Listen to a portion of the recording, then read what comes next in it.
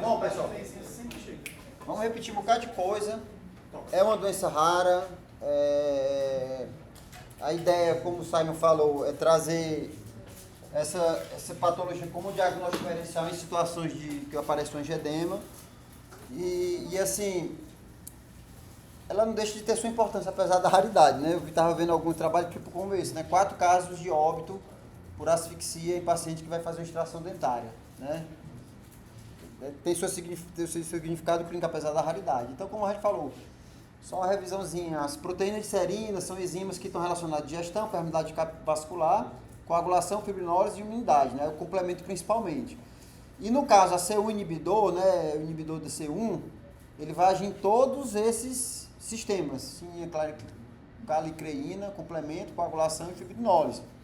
Então a gente vê que assim, é difícil entender mesmo a fisiopatologia porque mexe em tudo que é lugar em sistemas que são bem complexos, né? Então aqui mostrando um geralzão da atividade do inibidor de C1, né? Ele age aqui no sistema complemento, na ativação de pré-calicreína, calicreína via fator 12, que tem uma ação sobre essa transformação, né? Na degradação de fibrina, né? Na formação de bradicinina, então está envolvido com tudo. E aí é muito difícil você decidir, faz mais sangramento, né? Por essa ação aqui, será que teria algum efeito também sobre a fibrinólise, né? Então o que é? Um distúrbio hereditário raro autossômico dominante. A deficiência dele passa a ser clinicamente significativa quando está menor do que 38%, né? E tem essa perturbação na homeostase da calicreína, aumentando a bradicinina e levando a angioedema recorrente por permeabilidade capilar. E todos esses problemas levam assim, o edema subcutâneo e de submucosa é o que vai levar todos esses problemas que a gente falou. 1 para 50 mil a incidência e temos 3 tipos, né? Um por redução de concentração, que é o mais comum, disfunção tipo 2, que gera 15%, e aqui fecha mais ou menos 100%, porque a tipo 3, que é a que eles consideram inibidor de C1 normal ou responsiva sensível a estrógeno, desculpem, foi descrita há muito pouco tempo e está relacionada até a uma mutação, e eu vi um trabalho que traz até uma mutação relacionada a uma mutação do gene do fator 12, o que pode estar relacionado com essa deficiência que a paciente tinha, que a gente se preocupou pouco com isso, né? Então, o aumento da calicreína leva ao aumento da bradicinina e as consequências que a gente já falou. Tipo 1, tipo 2, tipo 3, já falamos, são os exames laboratoriais que a gente pede. Função de C1 vai estar abaixo tipo 1, tipo 2 e não no tipo 3, tá bom? E ainda tem os angioedemas adquiridos, né? Que estão relacionados a doenças linfoproliferativas, talvez vocês tenham mais, na época da que a gente deve ter visto isso aqui. E também o angioedema relacionado ao inibidor de ECA, por motivos óbvios. A enzima conversora da angiotensina, ela vai quebrar a bradicinina. Então, se você está inibindo o efeito dela, você pode predispor a angioedema, tá bom? E aí é legal, porque assim, esse trabalho, assim, um trabalho experimental, que eles pegaram os pacientes e mediram fora de crise vários mediadores inflamatórios, e estava tudo aumentado. Então é um paciente pró-inflamatório. Se ele é pró-inflamatório, a chance dele ser pró-trombótico é razoável também, porque os sistemas eles têm alguma interseção, tá bom? Então todos esses mediadores inflamatórios estavam aumentados nos pacientes fora de crise com angioedema hereditário, tá bom? Então a gente tem que ter essa noção. As crises, então, são imprevisíveis. A gente vai ver mais na frente que a incidência de crise perioperatória é em torno de 6%, mas podendo chegar a 30%, né? Então, aumento da permeabilidade capilar, que leva a edemas face, genital, extremidade, TGI, orofaringe e laringe, então isso aí está mais relacionado com o que a gente vê. Além de levar, possivelmente, a vasodilatação, broncoconstricção, contrações intestinais, são crises dolorosas e podem piorar, assim, por 24 horas com a regressão de 3 a 5 dias. Onde é que eu chamo a atenção?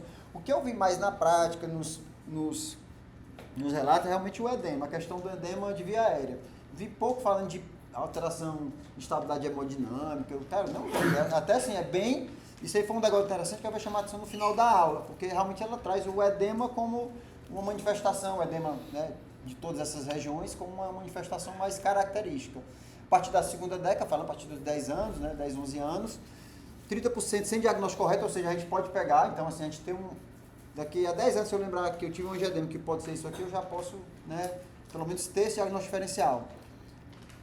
É questionável se nas gestações aumenta o número de crises, alguns autores falam, esse autor fala, né? E a questão dos gatilhos que vai estar envolvido no perioperatório, redução do estresse, diminuição do trauma mecânico, principalmente de via aérea, e a utilização de estrógenos, né? Então, assim, evitar essas situações para diminuir o risco de crise.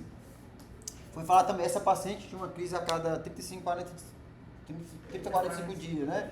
Então ela entraria mais ou menos na que ela estava usando, né? A profilaxia de longo prazo, maior do que 12 crises no ano, daria mais ou menos isso. A profilaxia de curto prazo seria o caso de profilaxia para procedimento, né? E em crise você ia usar alguma dessas coisas a depender do que você tem, né? Até 2009, que não tinha os inibidores derivados do plasma, você usava o próprio plasma fresco congelado, tá bom? Vamos lá, tarará. E hoje você tem isso aqui para falar, isso aqui é um resumão do que pode ser feito. Ali, pessoal, ó, é o inibidor de C1, tá bom? Aqui é os alvos que ele inibe. Eu vou falar por alto, a gente vai ter que decorar, eu demorei umas 3 horas para poder conceber essa figurinha aí. Mas é assim, ó, ele vai atuar na inibição do complemento ao fazer o inibidor de C1, porque ela está disfuncional. Vai atuar na diminuição da calicreína, tanto por ativação do fator 12, que vai ativar a molécula de alto, esqueci agora, é a pré-calicreína, tá bom? Faltou o nome. Eu sabia. Boa. Sininogênio e alto peso molecular, quase não sai. É acende. E também atua aqui na bradicinina, no final, o que vai atuar na bradicinina, na verdade, são dois inibidores da bradicinina, que é esse catibante e pronto, é isso. Então assim, você vai ter tudo isso de efeito no geral, tá bom? Aqui estão as doses, como eu falei, eu não vou falar, então tem para profilaxia sob demanda, que seria no caso de cirurgia. Desculpa, aqui não, aqui é tratamento, tá bom? Tratamento de crise. A gente falou de 20 unidades por quilo, tá bom? No caso do Berinert. Esse autor fala que esse Raigarda é o mesmo do Berinert, certo? Que muda a concentração. Então, aqui a dose vai dar 60 unidades por quilo, tá bom?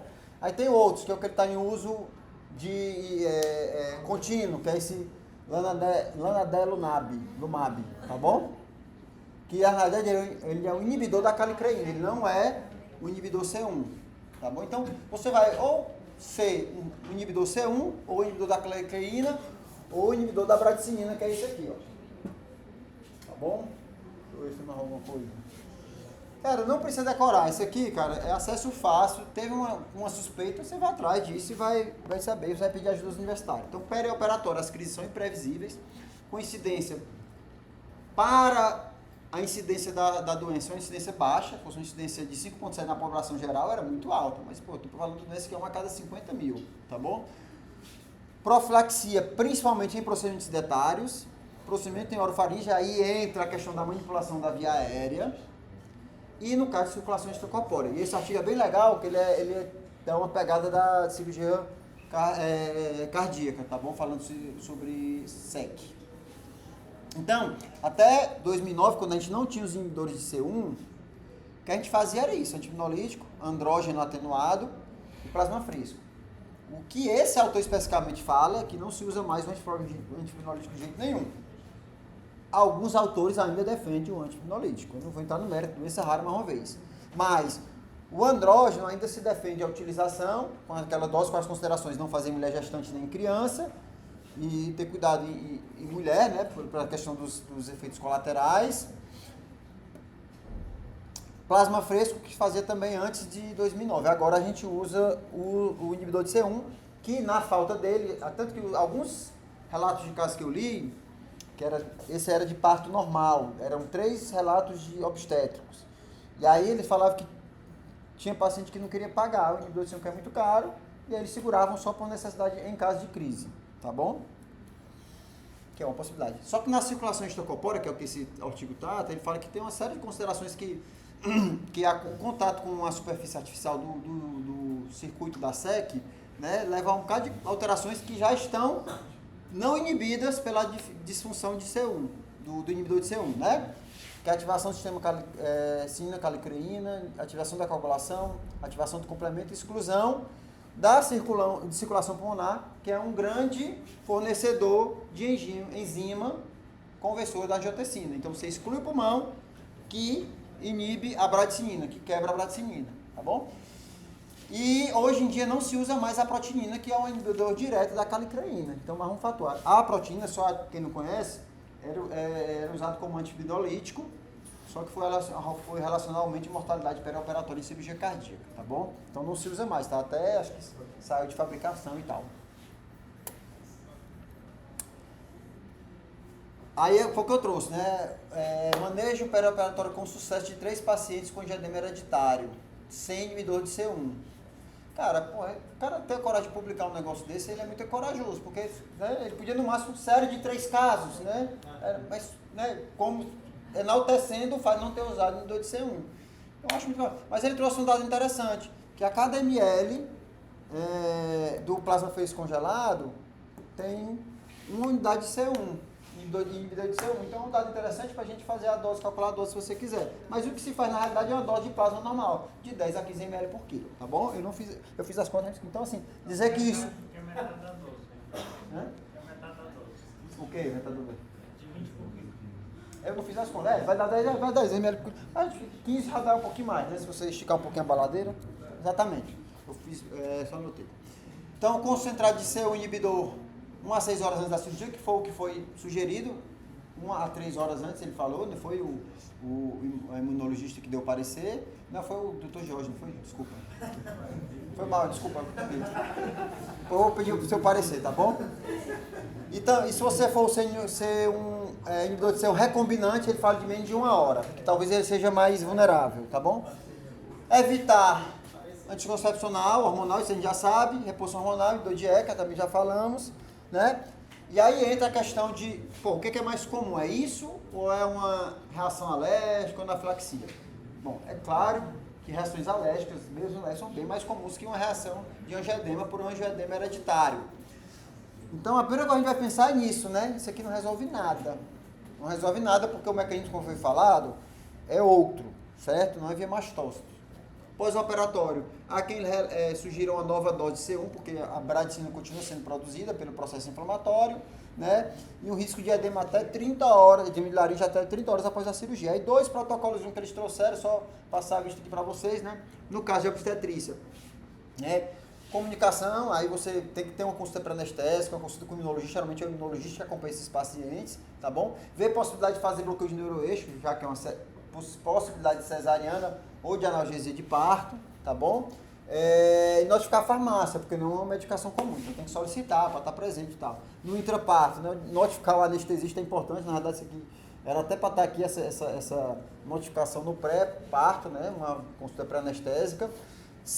Pronto, é o que eu queria falar. No caso de manejo via aérea, decidi fazer por vídeo, vou fazer por vídeo.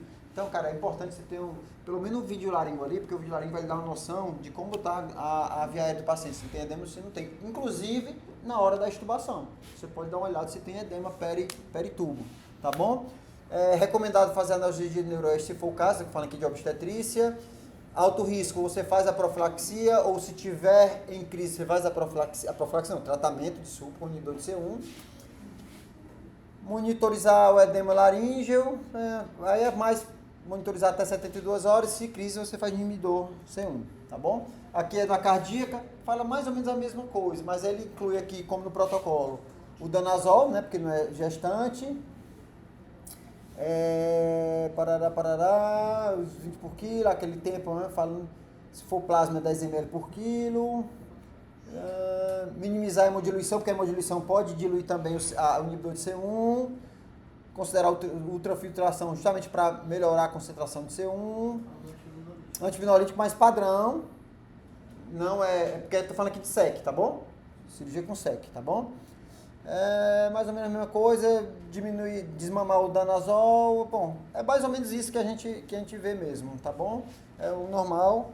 Então, o que a gente pode trazer para nossa prática diária, que é o que eu já disse, é o diagnóstico diferencial, né? É o diagnóstico com anaflaxia. E aí o interessante, esse é um NEP6, que é uma revisão, uma história que eles fazem lá no Reino Unido, e essa aí foi de 2016 ou foi 2018, me falta a memória. Foi sobre anaflaxia no perioperatório. E aí ele traz a classificação. Eu achei legal trazer essa classificação para comparar, né? Porque são cinco grupos de classificação de reação de hipersensibilidade, tá bom? Apenas racha, eritema e edema, depois já começa com algum grau de hipotensão ou broncoespasmo, depois já começa hipotensão importante e potencial compromisso de vias aéreas, 4, indicação de reanimação e óbito, né? Mas o que eu trouxe aqui, né? Que basicamente o que tem de interseção no que toca a condição clínica, né? A manifestações clínicas é isso, é o edema. Porque assim, um dado interessante aqui, já que eu volto aqui, é que para o NEPFOR, espera aí só um segundo que eu tenho que explicar isso aqui. Esse trabalho, essa auditoria nacional lá do Reino Unido, eles começaram avaliando todos os casos de reação de hipersensibilidade, certo? Só que aqueles viram que era muito frequente. Um rachezinho que aparecia, o cara fazia um negocinho, uma morfina, fazia um racha, às vezes a tracúria fazia um racha. Aí eles pararam de estudar todos e passaram a estudar só os que tinham maior risco, né? Hipotensão inesperada, broncoespasmo grave, né? Comprometimento de via aérea, necessidade de reanimação e óbito. Eles passaram a avaliar só nessa auditoria esses 3 níveis de hipersensibilidade. E o que eles acharam interessante, por isso que eu queria chamar a atenção.